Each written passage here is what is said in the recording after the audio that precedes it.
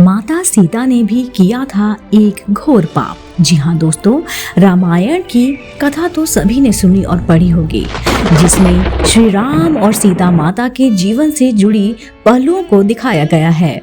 उन्हीं में से एक कहानी आज मैं आपको बताने जा रही हूँ। और एक कहानी के अनुसार ऐसा बताया गया है कि कैसे मर्यादा पुरुषोत्तम राम अपनी सीता पत्नी को एक धोबी की बातों में आकर अयोध्या छोड़कर जाने के लिए कह दिया। जी हाँ दोस्तों, लेकिन क्या आपको पता है कि वो धोबी के रूप में जन्मा एक पक्षी था, जिसके श्राप की वजह से ही माता सीता को वन में भटकना पड़ा था। जी हाँ, आपने सही सुना, माता सीता को श्राप मिला था। आज हम आपको बताएंगे कि देवी सीता को किस पाप की सजा मिली और उन्हें वन में भटकना पड़ा। धरती की कोख से जन्मी थी माँ सीता। जी हाँ दोस्तों, मिथिला नगरी में जनक राजवंश राजा करता था। उन्हीं में से एक राजा शीरध्वज थे। एक बार यज्ञ के लिए वो जमीन जोत रहे थे। उसी समय वहां से एक छोटी कन्या निकली। इस सुंदर कन्या को देखकर राजा को बहुत खुशी हुई। उन्होंने उस कन्या को अपनी पुत्री बना लिया। उनका नाम रखा सीता। एक दिन सीता सहेलियों के साथ साथ बगीचे में खेल रही थी। वहां उन्हें एक तोते का जोड़ा दिखाई दिया, जो कि बहुत खूबसूरत था। वे दोनों पक्षी एक पर्वत की चोटी पर बैठकर बातें कर रहे थे।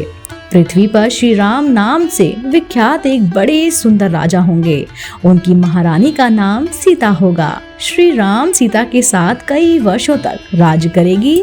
धन्य है वह जानकी देवी और धन्य है वह श्री राम। माता सीता ने जानी प्रभु राम की कहानी। जी हाँ, तोते की ऐसी बातें सुनकर सीता ने सोचा कि ये दोनों मेरे ही बारे में बात कर रहे हैं। उन्हें पकड़कर मैं अपने जीवन से सारी बातें जो मेरे जीवन से जुड़ी हैं उनसे पूछ सकती हूँ। इसलिए उन्होंने अपनी सहेलियों से उन दोनों पक्षियों को पकड़कर लाने के लिए कहा। उनकी सहेलियां उस पर्वत पर गईं और दोनों पक्षियों को पकड़कर ले आईं। माता सीता उन पक्षियों से कहती हैं कि तुम दोनों बहुत सुंदर हो, देखो डरो नहीं, मैं तुम्हें कोई नुकसान नहीं पहुंचाऊंगी।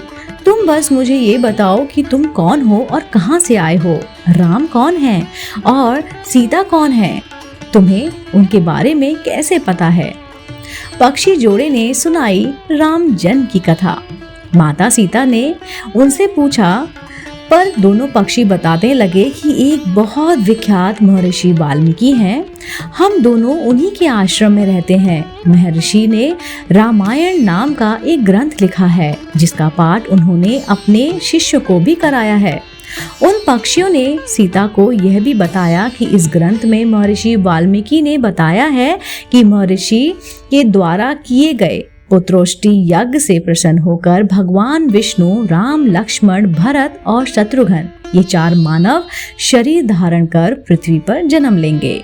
बड़े होने पर श्री राम महर्षि विश्वामित्र और अपने छोटे भाई लक्ष्मण के साथ हाथ में धनुष लिए मिथिला आएंगे और शिव जी के धनुष को तोड़कर सीता से विवाह करेंगे।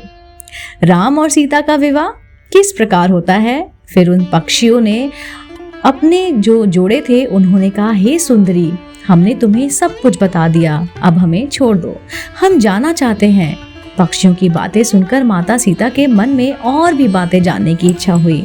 उन्होंने उन दोनों से पूछा कि राम कहाँ होंगे, वह किसके पुत्र हैं, कैसे वो मिथिला आकर जानकी से विवाह करेंगे। नरतोता बोला, श्री रामचंद्र जी का मुख कमल के समान सुंदर है, नेत्र बड़े बड़े और खिले हुए, नासिक ऊंची, पतली भुजाओं घुटनों तक, गला शंख के समान होगा और उनका कोई चीज ऐसी होगी जो आपको लुभाएगी।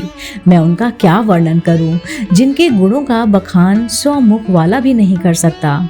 दोनों पक्षी कहते हैं कि जानकी देवी धन्य है, वो जल्द ही रघुनाथ जी की पत्नी बनकर उनके साथ कई वर्षों तक राज करेगी।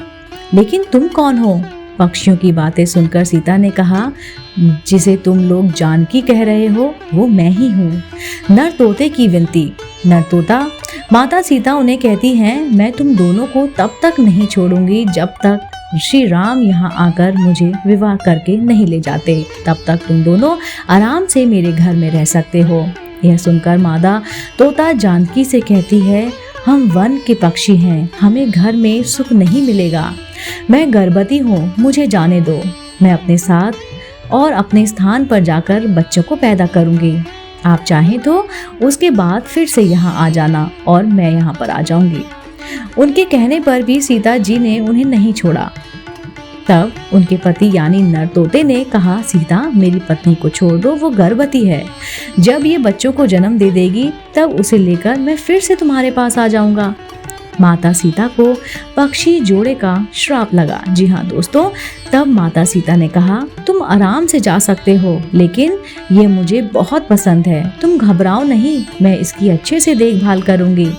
जब सीता ने उस मादा तोते को छोड़ने से मना कर दिया तब वो पक्षी दुखी हो गया। पक्षी दोबारा सीता जी से निवेदन करने लगा कि मैं अपनी पत्नी के बिना जिंदा नहीं रह सकता, इसलिए इसे छोड़ दो। माता सीता तुम बहुत अच्छी हो, मेरी प्रार्थना मान लो। इस तरह उन्हें बहुत समझाया, लेकिन सीता जी ने उनकी पत्नी को नहीं छोड़ा। तब मादा पक्षी ने क्रोध में सीता को श्राप दिया कि अरे, जिस प्रकार तू मुझे इस समय अपने पति से अलग कर रही है, वैसे ही तुझे भी स्वयं गर्भवती अवस्था में श्री राम जी से अलग होना पड़ेगा।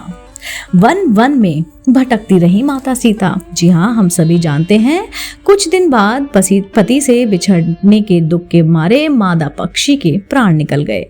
पत्नी की मौत हो जाने पर नर पक्षी भी दुखी हो गया। फिर वो सीता जी से बोला कि मैं मनुष्य से भरी श्री राम की नगरी अयोध्या में जन्म लूंगा, मेरे ही कारण तुम्हें पति के वियोग का दुख उठाना पड़ेगा। ये कहकर वो वहां से उड़ गया।